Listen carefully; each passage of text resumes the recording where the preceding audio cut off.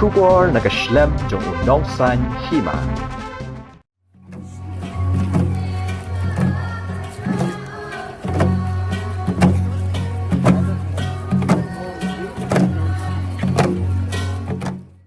Menteri Rangba Kajala Konrad K. Sangma, hene kasngi kalai photere unai lur ulapan pau baka thong jong sarkar kalong ban kentiu ya kapule puthi hakajala.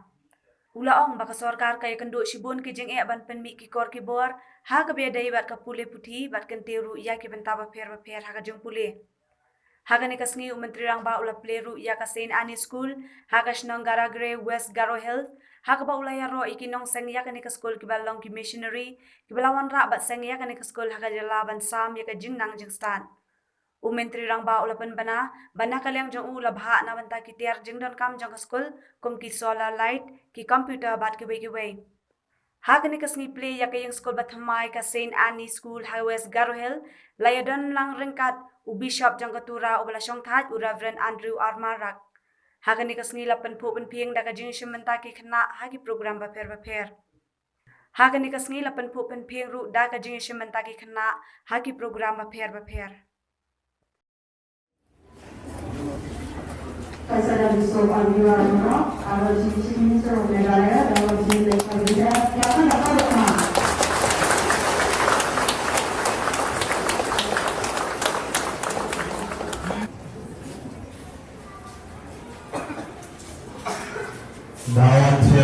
Once again, performance ko nibo, discipline ko nibo.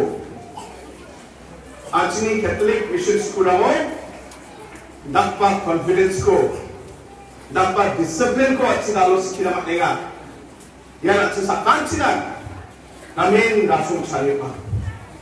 Paliwala ay Chokra Achini Bishop, Achini Auxiliary Bishop, Achini Father ang Sister ang Jiramad aro 1 sal ni takkiza Achini mandirang na hanggang sulbirang na Achik somni Meghalaya State ni mandirang na lalo kapkainga kaya thaman saya sulpra ay buat Achini Bishop Rambo pada sesama bangga ya sulpra ay ram telaska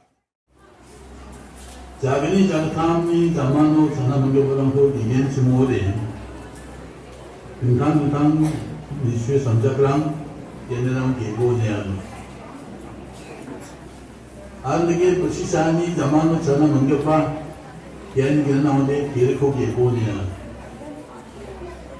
안되게 부시 차사랑나 바 자빈이나 자나문교파 거기 예나오데 Bronco Ibonia.